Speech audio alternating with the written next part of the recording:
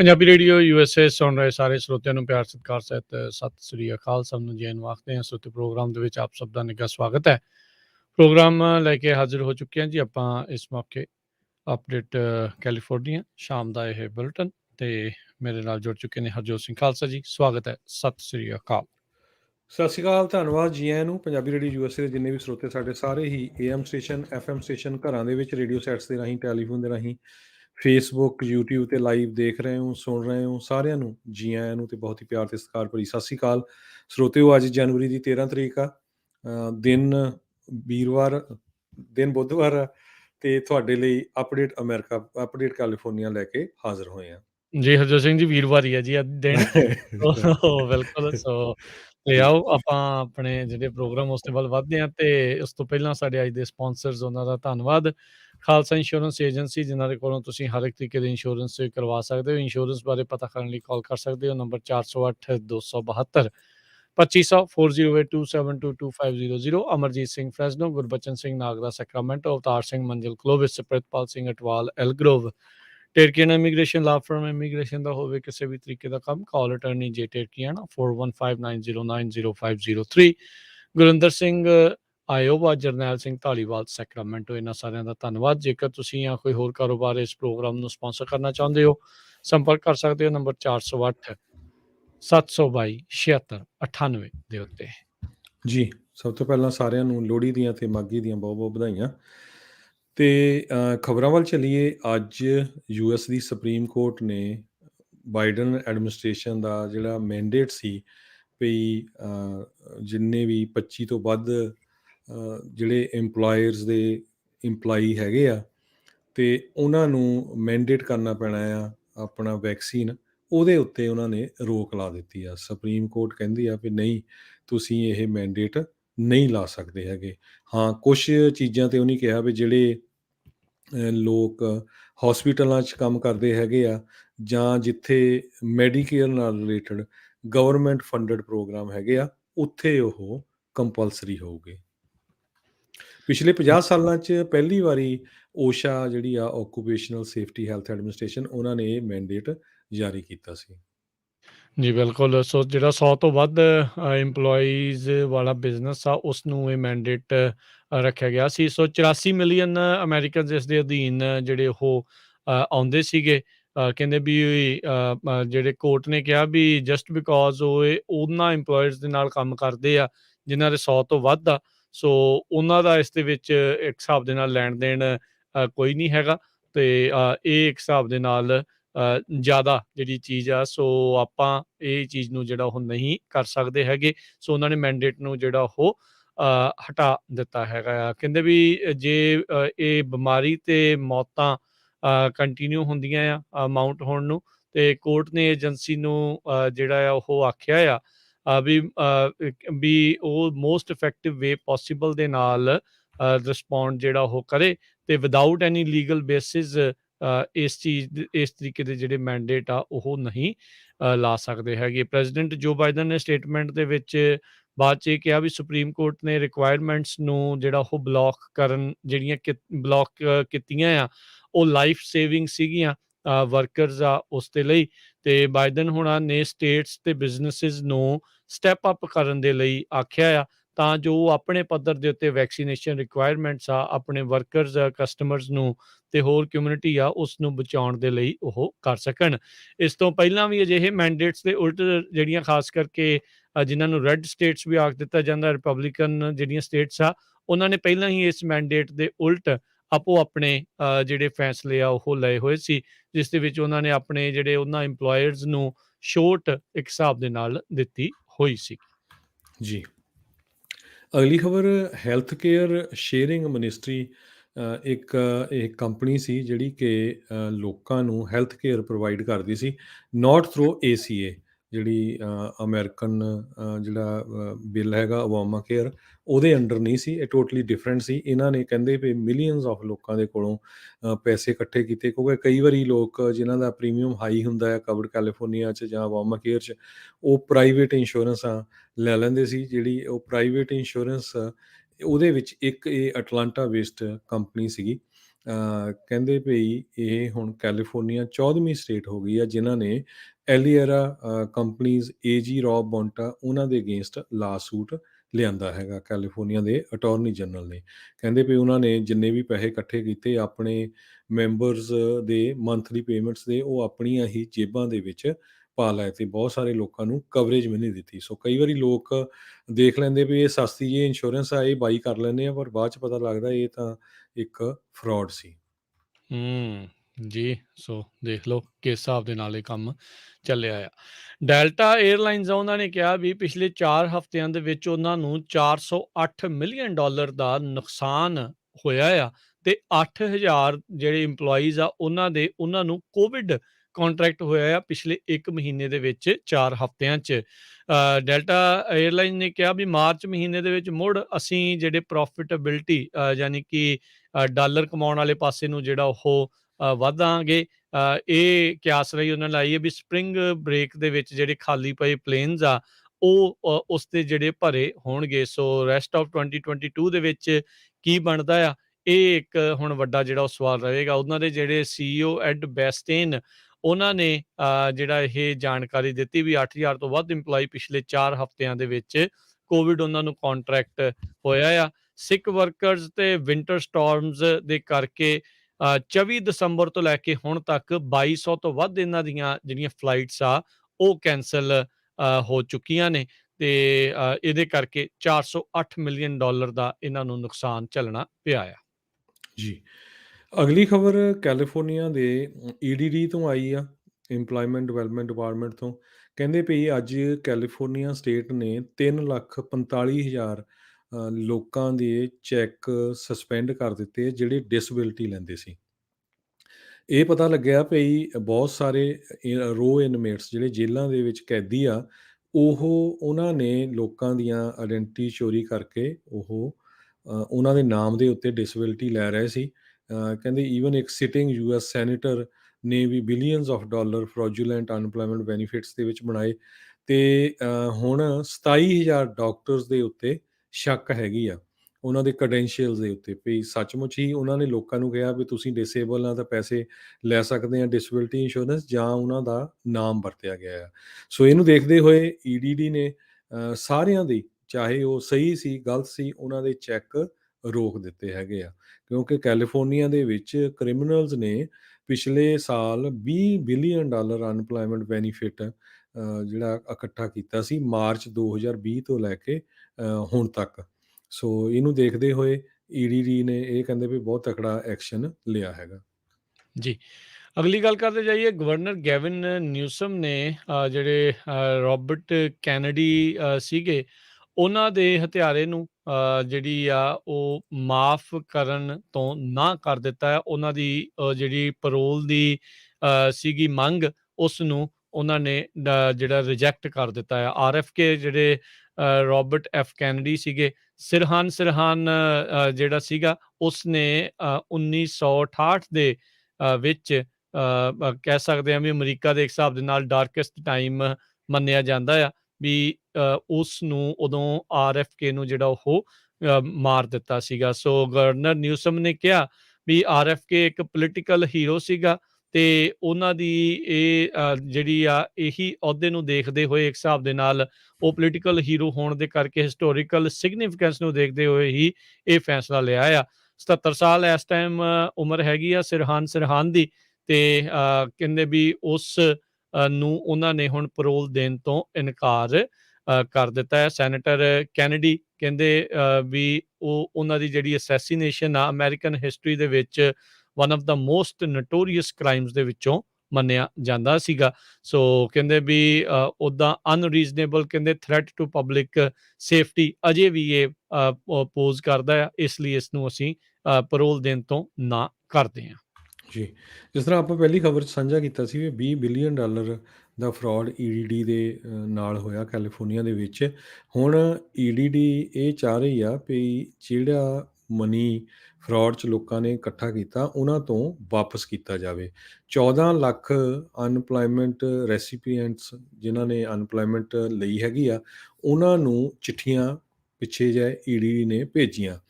ਸਿਰਫ ਕਹਿੰਦੇ ਭਈ 5 ਵਿੱਚੋਂ 1 ਨੇ ਜਿਹੜਾ ਆ ਇਸ ਰੇਸ਼ੋ ਦੇ ਹਿਸਾਬ ਨਾਲ ਰਿਸਪੌਂਡ ਬੈਕ ਕੀਤਾ। 30-30 ਹਜ਼ਾਰ ਡਾਲਰ ਤੱਕ ਲੋਕਾਂ ਨੇ ਪੈਸੇ ਇਹ ਇਕੱਠੇ ਕੀਤੇ ਸੀਗੇ। ਸੋ ਹੁਣ ਉਹ ਬਹੁਤ ਸਾਰੇ ਲੋਕ ਬਾਹਰ ਵੀ ਆਉਣੇ ਸ਼ੁਰੂ ਹੋਏ ਆ। ਇੱਕ ਟੈਟੂ ਪਾਰਲਰ ਵਾਲਾ, ਹੋਰ ਇਸ ਤਰ੍ਹਾਂ ਉਹ ਕਹਿੰਦੇ ਵੀ ਅਸੀਂ ਕੈਸ਼ ਕੰਮ ਕਰਦੇ ਸੀ, ਕੋਈ ਕਿਸੇ ਤਰ੍ਹਾਂ ਦਾ ਟੈਕਸ ਨਹੀਂ ਸੀ, ਹੁਣ ਮੈਂ ਕਿਹੜੇ ਪੇਪਰ ਸ਼ੋਅ ਕਰਾਂ। ਇੱਕ ਇਸੇ ਤਰ੍ਹਾਂ ਮਜੀਸ਼ੀਅਨ ਆਇਆ, ਉਹ ਕਹਿੰਦਾ ਵੀ ਮੈਂ ਹੁਣ 30,000 ਵਰਤ ਵੀ ਲਿਆ ਤੇ ਕਿੱਦਾਂ ਮੈਂ ਵਾਪਸ ਕਰਾਂ, ਤੇ ਮੈਨੂੰ ਹੁਣ ਜੇਲ੍ਹ ਦੇ ਵਿੱਚ ਪੁੱਟ ਕਰੂਗੇ, ਕੀ ਕਰੂਗੇ।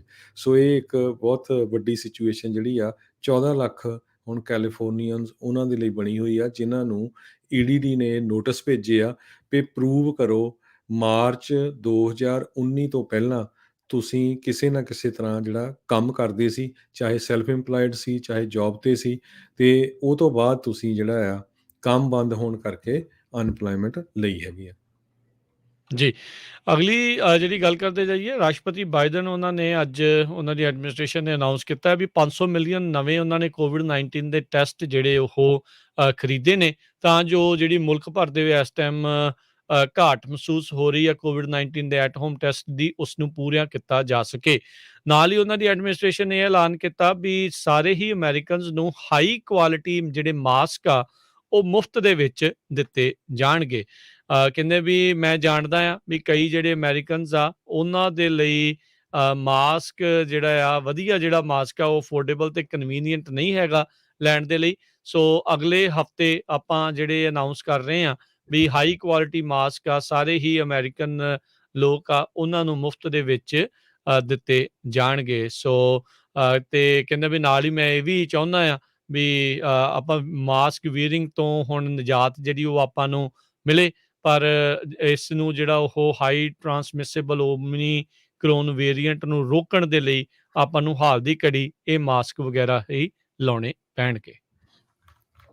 ਅਗਲੀ ਖਬਰ ਕੈਲੀਫੋਰਨੀਆ ਦੇ ਵਿੱਚ ਕਹਿੰਦੇ ਵੀ ਲਗਭਗ ਹਰ ਕਾਉਂਟੀ ਦੇ ਵਿੱਚ ਕੋਵਿਡ ਦੀ ਟਰਾਂਸਮਿਸ਼ਨ ਦੇ ਰੇਟ ਹਾਈ ਆ ਰਹੇ ਹੈਗੇ ਆ। 19 ਯੂਐਸ ਜਿਹੜੀਆਂ ਕੈਲੀਫੋਰਨੀਆ ਦੀਆਂ ਕਾਉਂਟੀਜ਼ ਆ, ਉਹਨਾਂ ਦੇ ਵਿੱਚ ਤਾਂ ਬਹੁਤ ਜ਼ਿਆਦਾ ਟਰਾਂਸਮਿਸ਼ਨ ਕੋਵਿਡ-19 ਦੀ ਹੋਈ ਹੈਗੀ ਆ। ਤੇ ਜੇ ਐਵਰੇਜ ਕਹਿੰਦੇ ਦੇਖਿਆ ਜਾਵੇ ਤੇ 1863 ਕੇਸ 1 ਲੱਖ ਬੰਦੇ ਦੇ ਪਿੱਛੇ ਆ ਰਹੇ ਆ। 7,35,000 ਨਵੇਂ ਕੇਸ ਹਰ ਰੋਜ਼ ਐਵਰੇਜ ਪਿਛਲੇ 7 ਦਿਨਾਂ ਦੇ ਵਿੱਚ ਪਹੁੰਚ ਰਹੇ ਹੈਗੇ ਆ। ਹਸਪਤਾਲਾਂ ਦੇ ਵਿੱਚ ਵੀ ਜਿਹੜਾ ਆ ਲੋਕ ਵੱਧ ਗਿਣਤੀ ਦੇ ਵਿੱਚ ਪਹੁੰਚ ਰਹੇ ਆ। ਉਹਨੂੰ ਦੇਖਦੇ ਹੋਏ ਅਸੈਂਸ਼ੀਅਲ ਵਰਕਰਸ ਨੂੰ ਪੁਸ਼ ਕੀਤਾ ਜਾ ਰਿਹਾ ਆ ਭਈ ਤੁਸੀਂ ਜੇ ਤੁਹਾਨੂੰ ਕਰੋਨਾ ਹੋ ਵੀ ਚੁੱਕਿਆ ਤਾਂ ਵੀ ਜਲਦੀ ਤੋਂ ਜਲਦੀ ਪਹੁੰਚੋ। ਤੇ ਦੂਸਰੇ ਪਾਸੇ ਅਸੈਂਸ਼ੀਅਲ ਵਰਕਰਸ ਜਿਹੜੇ ਆ ਉਹ ਕੋਵਿਡ-19 ਸਿਕ ਪੇ ਨੂੰ ਲੈ ਕੇ ਵੀ ਫਾਈਟ ਕਰ ਰਹੇ ਆ ਕਿ ਕਹਿੰਦੇ ਕਿ ਉਹ ਪਿਛਲੇ ਸਾਲ ਸਤੰਬਰ 30 ਨੂੰ ਇਹ ਇੱਕ ਜਿਹੜਾ ਰੈਜ਼ੋਲੂਸ਼ਨ ਪਾਸ ਕੀਤਾ ਸੀ ਸਟੇਟ ਨੇ, ਉਹ ਉਸ ਦੀ ਡੇਟ ਐਕਸਪਾਇਰ ਹੋ ਗਈ ਤੇ ਉਸ ਨੂੰ ਐਕਸਟੈਂਡ ਕਰਨ ਦੀ ਵੀ ਜਿਹੜੀ ਗੱਲਬਾਤ ਹੋ ਰਹੀ ਹੈਗੀ ਆ। ਜੀ। ਤੇ ਹਰਜੋਤ ਸਿੰਘ ਜੀ, ਆਪਾਂ ਨੂੰ ਰਾਈਟ ਨਾਓ ਇਦਾਂ ਲੱਗ ਰਿਹਾ ਵੀ ਆંકੜੇ ਬਹੁਤ ਜ਼ਿਆਦਾ ਵੱਧ ਰਹੇ ਆ, ਪਰ ਬਹੁਤ ਸਾਰੇ ਜਿਹੜੇ ਸਿਹਤ ਮਾਹਰ ਆ ਉਹ ਇਹ ਅੰਦਾਜ਼ਾ ਲਾ ਰਹੇ ਆ ਵੀ ਆਉਣ ਵਾਲੇ 2-3 ਵੀਕਾਂ ਦੇ ਵਿੱਚ ਅਜੇ ਇਹ ਆંકੜੇ ਬਿਲਕੁਲ ਚਰਮ ਸੀਮਾ ਦੇ ਉੱਤੇ ਜਿਹੜੇ ਆ ਉਦੋਂ ਜਾਣਗੇ। ਸੋ ਸਰਜ ਕਹਿੰਦੇ ਆ ਵੀ ਪੂਰੀ ਪੀਕ ਆ ਉਹ ਆਉਣ ਵਾਲੇ ਫਿਊ ਵੀਕਸ ਦੇ ਵਿੱਚ ਆਉਣੀ ਆ। ਇਸੇ ਦੇ ਚੱਲਦਿਆਂ ਸੈਕਰਾਮੈਂਟੋ ਕਾਉਂਟੀ ਦੇ ਪਬਲਿਕ ਹੈਲਥ ਆਫਿਸਰ ਉਹਨਾਂ ਨੇ ਹੁਣ ਇਹ ਐਲਾਨ ਕੀਤਾ ਹੈਗਾ ਆ ਵੀ ਜਿਹੜੇ ਹਸਪੀਟਲਸ ਆ ਉਸ ਦੇ ਵਿੱਚ ਸਰਜ ਕਪੈਸਿਟੀ ਆ ਉਸ ਨੂੰ ਹੁਣ ਵਧਾਇਆ ਜਾਊਗਾ, ਤੇ ਨਾਲ ਹੀ ਸੈਕਰਾਮੈਂਟੋ ਦੀਆਂ ਜਿਹੜੀਆਂ ਕਾਉਂਟੀ ਦੀਆਂ 2 ਜੇਲ੍ਹs ਆ, ਤੇ ਜੇਲ੍ਹਾਂ ਦੇ ਵਿੱਚ ਵੀ ਆਪਾਂ ਕੱਲ ਜ਼ਿਕਰ ਕੀਤਾ ਸੀਗਾ ਵੀ ਬਹੁਤ ਸਾਰੇ ਇਸ ਟਾਈਮ ਕੈਦੀ ਆ ਉਹਨਾਂ ਨੂੰ ਇਹ ਕੋਵਿਡ-19 ਓਮੀਕਰੋਨ ਵੇਰੀਐਂਟ ਉਹਨਾਂ ਦੇ ਵਿੱਚ ਤੇ ਜਿਹੜੇ ਉੱਥੇ ਕੰਮ ਹੈਗੇ ਆ ਮੁਲਾਜ਼ਮ ਨੇ ਉਹਨਾਂ 'ਚ ਫੈਲਿਆ ਆ। ਸੋ ਉਸੇ ਦੇ ਚੱਲਦਿਆਂ 200 ਇਨਕਾਰਸੀਨੇਟਿਡ ਕੈਦੀ ਆ ਉਹਨਾਂ ਨੂੰ ਰਿਲੀਜ਼ ਜਲਦੀ ਜਿਹੜਾ ਉਹ ਕੀਤਾ ਜਾਵੇਗਾ। ਡਾਕਟਰ ਓਲਿਵੀਆ ਕੈਸਰੀਏ ਸੈਕਰਾਮੈਂਟੋ ਕਾਉਂਟੀ ਕੋਵਿਡ-19 ਜਿਹੜੇ ਕੇਸ ਰੇਟਸ ਆ ਉਹ ਕਹਿੰਦੇ ਵੀ ਹੁਣ ਕਈ ਗੁਣਾ 3 ਟਾਈਮ ਜਿਹੜਾ ਉਹ ਵੱਧ ਚੁੱਕਾ ਹੈਗਾ ਪਿਛਲੇ ਸਾਲ ਦੇ ਬਿਲਕੁਲ ਚਰਮ ਸੀਮਾ ਤੋਂ ਉੱਤੇ। ਸੋ ਇਸੇ ਦੇ ਚੱਲਦਿਆਂ ਇਹ ਹੁਣ ਉੱਥੋਂ ਦੀ ਸ਼ੈਰਿਫ ਜਿਹੜੇ ਆਫਿਸ ਆ ਉਹਨਾਂ ਨੇ ਐਲਾਨ ਕੀਤਾ ਆ ਵੀ 200 ਕੈਦੀਆਂ ਨੂੰ ਹੁਣ ਰਿਹਾ ਕੀਤਾ ਜਾਵੇਗਾ। ਜੀ। ਅਗਲੀ ਖਬਰ ਜੁਬਾ ਸਿਟੀ ਪੰਜਾਬੀਆਂ ਦੀ ਜਿਹੜਾ ਪਿੰਡ ਕਹਿ ਸਕਦੇ ਹਾਂ ਉੱਥੋਂ ਆ ਰਹੀ ਆ। ਜੁਬਾ ਸਿਟੀ ਕੈਲੀਫੋਰਨੀਆ ਦੇ ਵਿੱਚ ਕਰੋਨਾ ਵਾਇਰਸ ਦੇ ਨਾਲ ਇੱਕ ਉੱਥੇ ਦਾ ਜਿਹੜਾ ਐਲੀਮੈਂਟਰੀ ਸਕੂਲ ਆ, ਵਿਊਟ ਵਿਸਟਾ ਐਲੀਮੈਂਟਰੀ ਸਕੂਲ, ਉੱਥੇ ਕਲਾਸਾਂ ਕੈਂਸਲ ਕਰ ਦਿੱਤੀਆਂ ਗਈਆਂ। ਜਨਵਰੀ 14 ਤੋਂ ਲੈ ਕੇ ਜਨਵਰੀ 18 ਤੱਕ Yuba city unified school district ਨੇ ਦੱਸਿਆ ਵੀ ਕਲਾਸਿਸ ਬੰਦ ਕਰ ਦਿੱਤੀਆਂ ਗਈਆਂ ਆ, ਕਿਉਂਕਿ ਉੱਥੇ ਕਰੋਨਾ ਨਾਲ ਪੋਜ਼ੀਟਿਵ ਕੇਸਾਂ ਦੀ ਗਿਣਤੀ ਸਕੂਲ ਦੇ ਵਿੱਚ ਕਾਫੀ ਆਈ ਸੀ। ਇਸ ਕਰਕੇ ਇਹ ਸਕੂਲ ਸ਼ਟ ਡਾਊਨ ਹੋ ਰਿਹਾ 1 ਹਫ਼ਤੇ ਦੇ ਲਈ।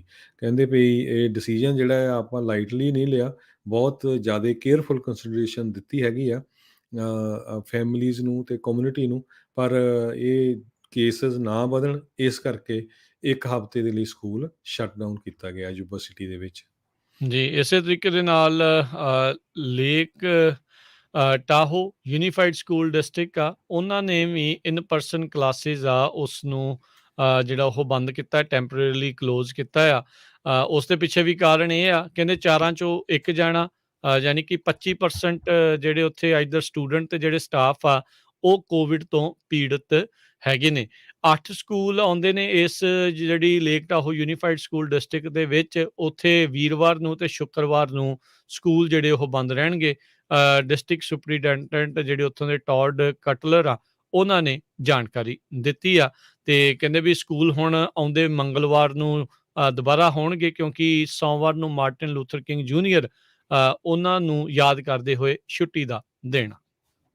ਜੀ, ਸੈਨ ਫਰਾਂਸਿਸਕੋ ਦੀ ਮੇਅਰ ਲੰਡਨ ਬਰੀਡ ਨੇ ਆਪਣੀ ਹੀ ਪਾਰਟੀ ਦੇ ਪ੍ਰੋਗਰੈਸਿਵ ਜਿਹੜੇ ਡੈਮੋਕ੍ਰੇਟਸ ਆ ਉਹਨਾਂ ਨੂੰ ਕ੍ਰਿਟੀਸਾਈਜ਼ ਕੀਤਾ ਆ। ਕਹਿੰਦੇ ਵੀ ਬਹੁਤ ਸਾਰੇ ਜਿਹੜੇ ਪ੍ਰੋਗਰੈਸਿਵ ਡੈਮੋਕ੍ਰੇਟਸ ਹੈਗੇ ਆ, ਉਹਨਾਂ ਨੂੰ ਇਹ ਨਹੀਂ ਪਤਾ ਵੀ ਕਾਲੇ ਮੂਲ ਦੇ ਲੋਕ ਆ ਉਹ ਕਿੱਦਾਂ ਸਫ਼ਰ ਕਰਦੇ ਆ, ਕਿੱਦਾਂ ਉਹ ਲਾਈਫ ਦੇ ਵਿੱਚੋਂ ਜਾਂਦੇ ਆ।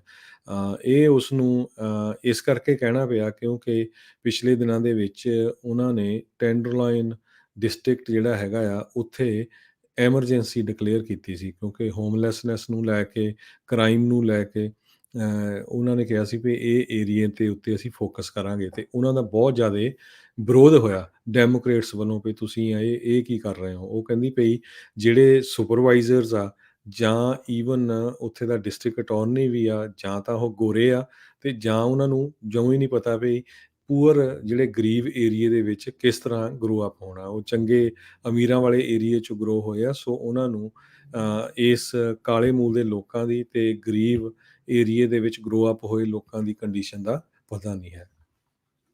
ਜੀ, ਪ੍ਰੈਜ਼ੀਡੈਂਟ ਜੋ ਬਾਈਡਨ ਆ ਉਹਨਾਂ ਦੇ ਦੁਆਰਾ ਸਾਰਾ ਬਲੂਮ ਰਾਸਕਿਨ ਆ ਉਸਨੂੰ ਫੈਡਰਲ ਰਿਜ਼ਰਵ ਦੀ ਅਗਲੀ ਵਾਈਸ ਚੇਅਰ ਸੁਪਰਵਿਜ਼ਨ ਦੇ ਲਈ ਉਹ ਨੋਮੀਨੇਟ ਕੀਤਾ ਗਿਆ ਆ, ਨਾਮਜ਼ਦ ਉਹਨਾਂ ਨੇ ਕੀਤਾ ਆ।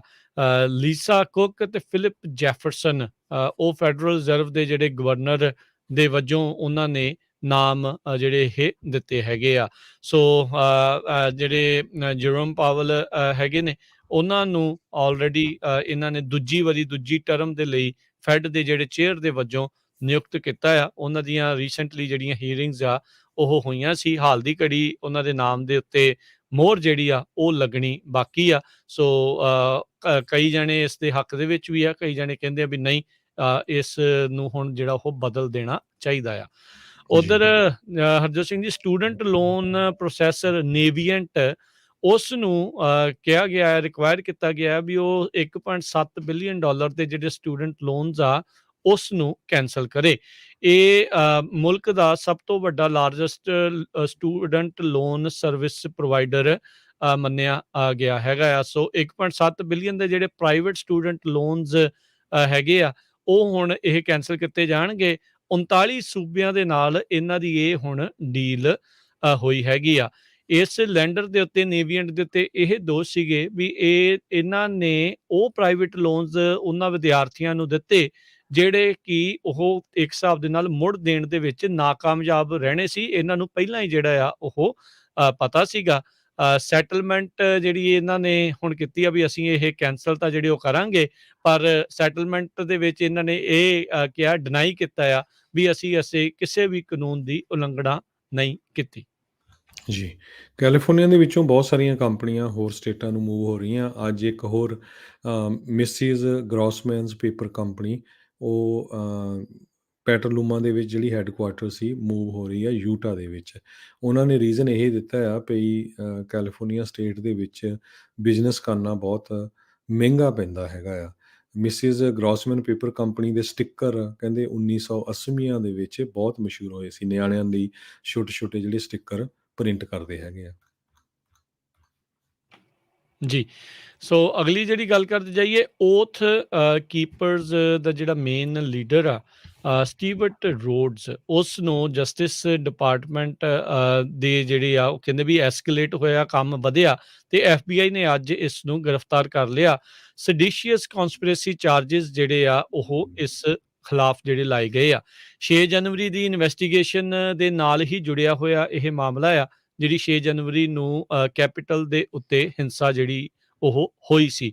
ਸੋ ਇਸ ਦੇ ਤਹਿਤ FBI ਨੇ ਅੱਜ ਇਸ ਨੂੰ ਗ੍ਰਿਫਤਾਰ ਕੀਤਾ ਹੈ। ਸੈਡੇਸ਼ੀਅਸ ਕਨਸਪੀਰੇਸੀ ਚਾਰਜ, ਸੋ ਮਤਲਬ ਵੀ ਦੇਸ਼ ਧਰੋਹ ਵਾਲੀ ਇੱਕ ਹਿਸਾਬ ਦੇ ਨਾਲ ਗੱਲ ਵੀ ਉਸ ਦੇ ਜੋ ਬੁਣਿਆ ਸੀਗਾ ਜਾਲ, ਕਨਸਪੀਰੇਸੀ ਕੀਤੀ ਸੀ, ਉਹ ਜਿਹੜੇ ਚਾਰजेस ਜਸਟਿਸ ਡਿਪਾਰਟਮੈਂਟ ਦੇ ਦੁਆਰਾ ਲਾਏ ਗਏ ਹੈਗੇ ਆ। ਸੋ ਕਹਿੰਦੇ ਆ ਅਟਾਰਨੀ ਜਨਰਲ ਜਿਹੜੇ ਮੈਰਿਕ ਗਾਰਲੈਂਡ ਆ, ਜਿਨ੍ਹਾਂ ਨੇ 6 ਜਨਵਰੀ ਤੋਂ ਪਹਿਲਾਂ ਇਹ ਕਿਹਾ ਸੀਗਾ ਵੀ ਅਸੀਂ ਇਸ ਮਾਮਲੇ ਦੇ ਵਿੱਚ ਹੋਰ ਵੀ ਕਾਰਵਾਈਆਂ ਜਿਹੜੀਆਂ ਉਹ ਕਰਾਂਗੇ।